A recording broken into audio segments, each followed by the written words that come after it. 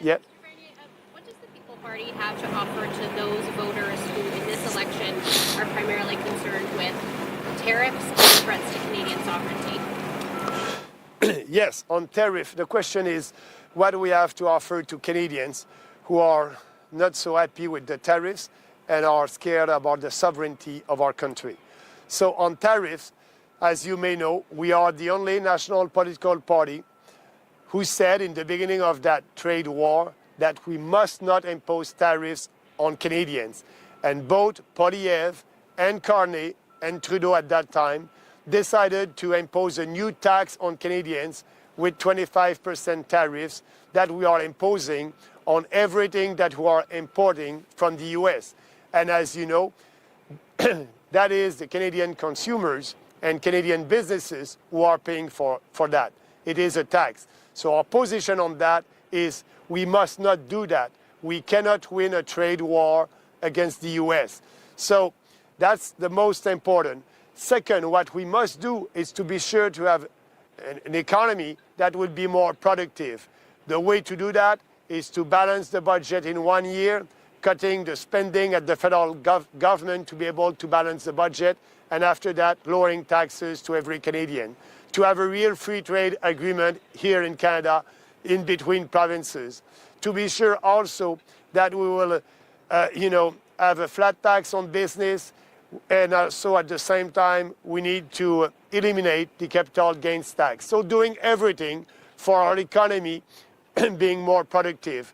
And on the other question about the sovereignty of our country, when President said that Canada may be the 51st state, he was just doing what he did when he's having a negotiation with the partners.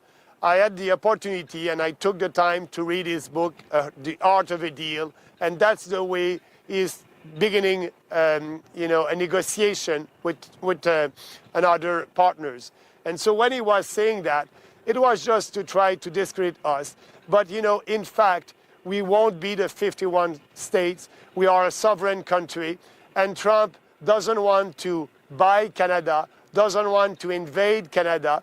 What he wants is a good deal with us, and to be sure to have a good deal, we need to put everything on the table.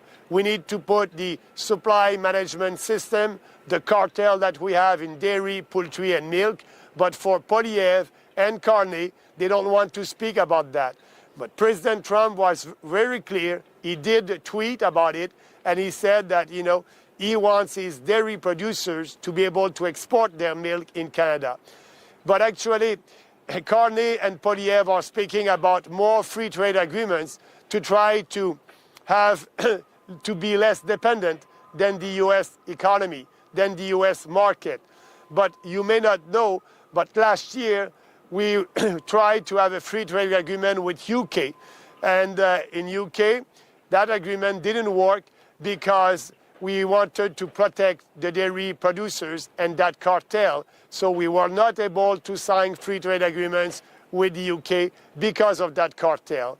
So let's end that, put it on the table, and at the same time also we need to have a new negotiation about, the auto industry in Ontario.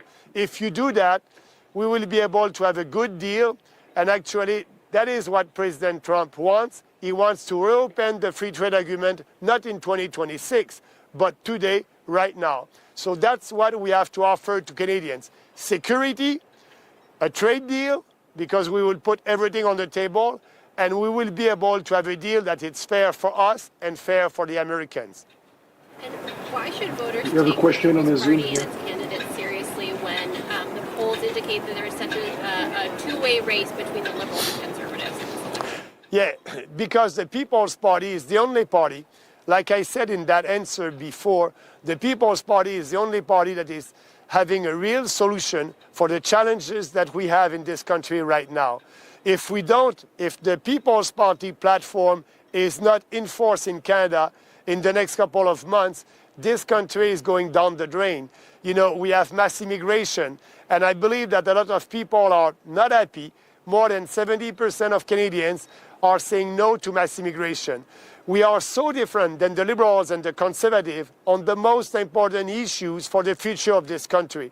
If you believe in this country, if you want to have a prosperous country, you need to support our candidates here in Nova Scotia and all across the country. You know, we have a full slate of candidates that are ready to work for Canadians. And Canadians must understand that we are putting our country first, not the UN, not, Ukraine, Canadian first. And that's the only way to be sure that this country will be prosperous and Canadians will have more of their own money in their own pockets. So the People's Party has a very strong platform to put our country first. And I would ask Canadians, go and speak with your candidate, the People's Party candidates in your riding, and have a discussion with him or her, or go on our website, peoplespartyofcanada.ca, read our platform. It's all about you. It's all about to be sure that this country will survive. And we need first to end mass immigration and to have a moratorium on immigration. And we are the only party that is proposing that. The Liberals and the Conservatives are for mass immigration. We are not. Mass immigration is destroying the social fabric of our country, but also our economy. Our purchasing power is going down. Our standard of living is going down. We have more people coming here, and the economy is growing, but the GDP per capita is going down because, we have people are coming. The growth of our population is faster than the growth of our economy. Let's end mass immigration, and if you want that, the People's Party is the only party that is telling you the truth about that. The fisheries are a very important industry in Nova Scotia, and I wonder how you think the Department of Fisheries and Oceans should be handling regulation of the lobster fishery in light of the controversy we've seen over the last few years over lobster harvesting outside of the regulated season. Okay, it's about. Can you just repeat it a bit? You said which industry? The fishery? The lobster fishery specifically. Yeah. How should DFO be regulating Indigenous fishers harvesting outside of the regulated season? Yeah, we need to have a new agreement about that. I don't know the details. I don't have the solution. That's why we have candidates that, understand the problematic and the challenges that you have here. I'm ready to listen to them. We need to have a new agreement that will be positive for commercial fishers and also for the First Nation. I cannot tell you the solution right now. We need to sit together and look at all these problems and have a real solution for the long term. Okay, so we don't have any more questions here. Do you have any question on the Zoom? Yes, we have a question here on the Zoom. Go ahead. Hi, Mr. Bernier. This is Jen Hodson from the Western Standard. You've made it clear that Canada shouldn't. Hi. You've made it clear that Canada shouldn't be part of global organizations like the WHO and the UN. What do you say about NATO and the 2% defense spending targets that Canada has signed up with NATO? Yes, we must increase our investment in our national defense, like I said in my presentation. But before doing that, we need to have a new leadership at the national defense, a new leadership that would be in line with our values. And that being said, yes, the 2% of our GDP is a goal, and it can be achieved in a mandate, first. Second, the role of NATO. The goal is maybe to have a new agreement with the US about our security. We need to protect our borders, and we need also to be sure to protect our northern borders. We must do that. We have NORAD with the US. We may be able to reopen that to tell and to show everybody that we are able to protect our country. About our participation in NATO, we are not obliged to do everything that NATO is doing, like the war in Ukraine. I always said that, it's not our war. We didn't have to participate there. We just spend money, $20 billion for nothing when you have a big deficit here. So I prefer the traditional role of our country. peacekeeping and peacemaking. We didn't participate in the war in Iraq. That was a good decision. We are an independent and sovereign country. We can take our decision here for the benefit of our country. Okay, thank you. And your comments on the war in Ukraine are well noted. Would you respond to comments made by the Liberals prior to the election call that having Canadian boots on the ground in Ukraine is something that could be on the table? It must not be on the table. It is not our war. We don't have to participate to that war. And, you know, I'm more on the side of President Trump, who is trying to have a peace deal between Ukraine and Russia. That must be it. You know, there's almost 1 million Ukraine deaths. We need to stop that. Actually, you know, what the federal government and the conservative want to do is to engage us in that war. We must not participate, and it's a very wrong idea. Ukraine must be neutral, you know, we must not have a NATO base in Ukraine, a NATO base at the doors of Russia. It was not good for President Kennedy in the 1960s. He didn't want a NATO base in Cuba, not a NATO base, sorry, a Soviet base in Cuba.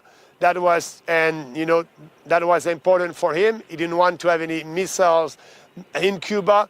And so if we have a NATO base there, that will be very dangerous for the world peace. So I agree with President Trump that Ukraine must be neutral, and I'm not in favor of putting more money and you know, sending troops in Ukraine.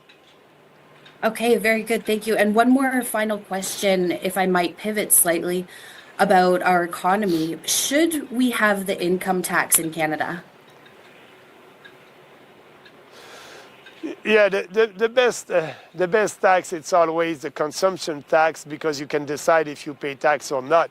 You know, if you don't spend your money, you won't pay any taxes, and that's in line with growth and growing your wealth. So we have an income tax in Canada that was supposed to be temporary, just to pay for the First World War. Our proposal on that is to have, instead of 5 tax brackets, 3, and going down to a flat tax. But to be sure to be able to eliminate the income tax, we will need to have a smaller government. In our proposal is to cut the spending. We can save about $50 billion in 1 year, balancing the budget. And maybe the goal will be to have a flat tax for individual. And after that, if you have a government that is small enough and that is not interfering in provincial jurisdictions, that is respecting provincial autonomy, that will be a great goal, to have no income tax. But I don't see that in the near future. Okay, thanks very much for taking my questions. Nous n'avons pas d'autres questions Thank you. sur le Zoom. Okay, merci everybody. Thank you everybody. That's it.